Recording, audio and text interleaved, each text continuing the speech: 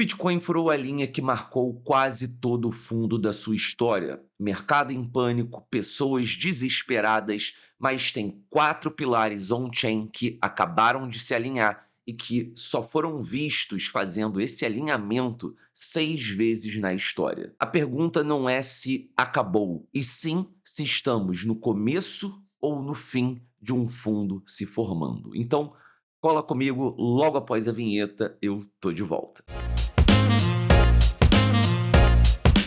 Seja muito bem-vindo mais uma vez aqui na Liga Cripto. Meu nome é Mário, caso você não me conheça, e se é o seu primeiro vídeo, considere se inscrever aqui no canal para ficar por dentro de todas as informações que estão extremamente relevantes nesse momento do mercado. E eu tenho certeza que futuramente você vai se agradecer por ter feito esse ato simples. É claro, como a gente sempre pede, principalmente para quem já conhece aqui Liga Cripto, solta o seu like logo de início, ajude a Liga a espalhar informação YouTube afora. E para a gente falar de informação, Bitcoin hoje está em 59.300, já chegou a realizar um fundo descendente em termos de profundidade, né, agulhada. A gente foi até os 58 mil dólares aproximadamente, então não foi um fechamento necessariamente, mas já mostrou que o Bitcoin pode ir mais fundo. E sem entrar em tantos detalhes gráficos, porque se você não sabe, a gente tem conteúdo aqui todo dia e ontem o Rodrigão já cobriu as linhas gráficas de cabo a rabo, do micro ao macro. Amanhã tem live de novo. E como eu não tenho ali nenhuma atualização específica para falar de gráfico, a gente vai falar de dados on-chain e vai abordar essa queda com informação. Então, como eu iniciei o vídeo, o nível que segurou todo o fundo acaba de ser testado. Bitcoin furou a média de 200 semanas e tocou a mínima de aproximadamente 20 meses atrás. Mas por baixo do pânico, um conjunto raro de sinais on-chains se alinhou, algo só visto 6 vezes. Então, começando a nossa explicação, família, o fato, houve a quebra de um nível muito importante, mas não necessariamente isso é uma quebra com pânico, tá? As pessoas estão com medo, né? O mercado ele fica um pouco mais movido a emoções, mas a gente não está vendo uma necessidade de pânico. Por mais que a gente tenha perdido esse nível, essa linha, a régua honesta mostra que a queda nesse ciclo ela está muito mais branda do que ciclos passados. Hoje, mesmo com Bitcoin, vamos supor, a 58, está 59, mas o fundo que a gente fez momentaneamente em 58 mil dólares, ele é algo em torno de 52% abaixo da nossa máxima histórica do ciclo, sendo que em ciclos passados, essa queda do topo para a base do fundo do mercado foi de 77% até 86%, falando de números negativos. Então, família, resumidamente aqui, a gente vê que não é um cenário desesperador. E mais do que isso, a gente tem elementos importantes por trás desses números da queda. Falando um pouco mais dessa linha que marcou quase todo o fundo, dessa média tão importante, que é um preço médio dos últimos 4 anos aproximadamente, em 3 de 4 ciclos, tocar nela foi o fundo. A exceção foi 2022, o nosso ciclo passado. Então, como eu disse, a gente teve essa recorrência em 2015, 2018, 2020. Tocando nela, a gente fez novas máximas históricas, levou, né, a partir dali um início de movimento para uma nova máxima. Em 2022, não, a gente fechou abaixo. Então, o que decide necessariamente aqui não é o toque, e sim o fechamento da semana. Fechar de volta acima das 200 semanas, acima dessa média novamente, manteria vivo o roteiro de 2015, 2018 e 2020.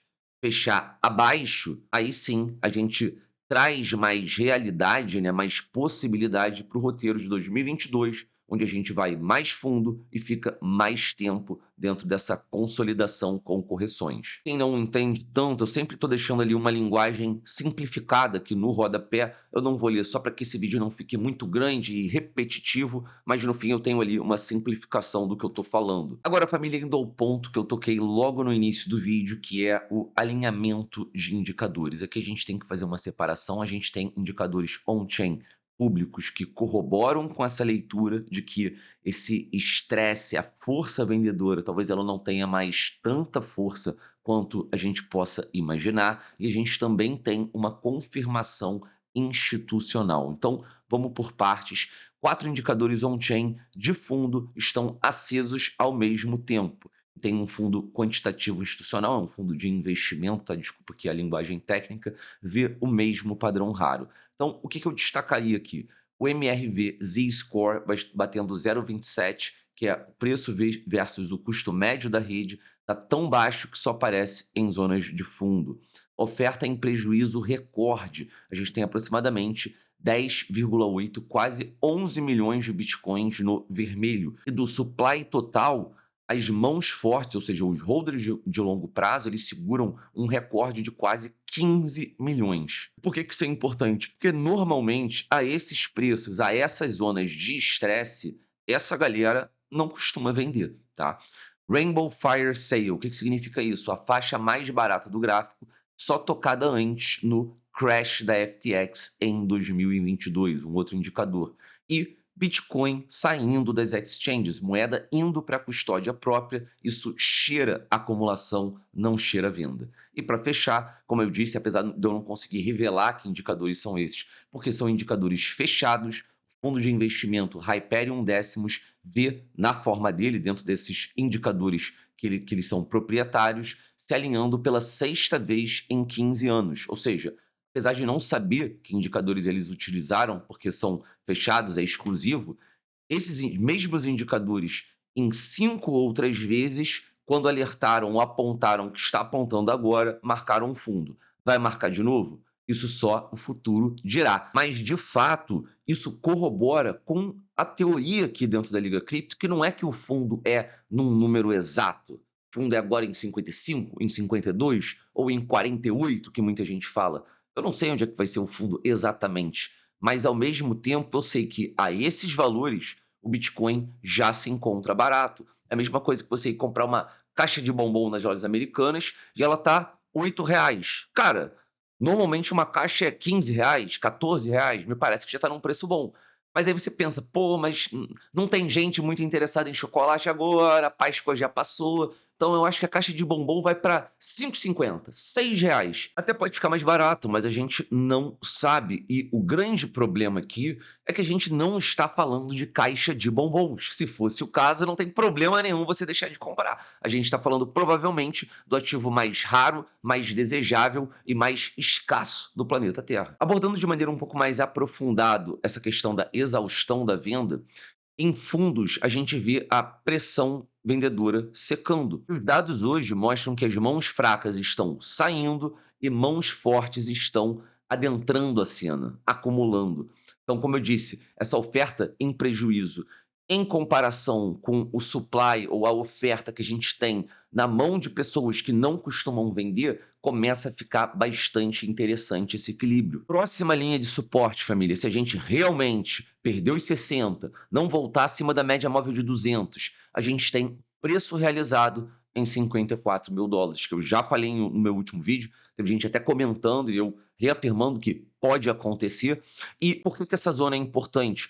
Que é o preço médio que toda a rede pagou pelas moedas. Em bear markets anteriores, o Bitcoin caiu abaixo desse valor X, né, específico, antes do fundo final.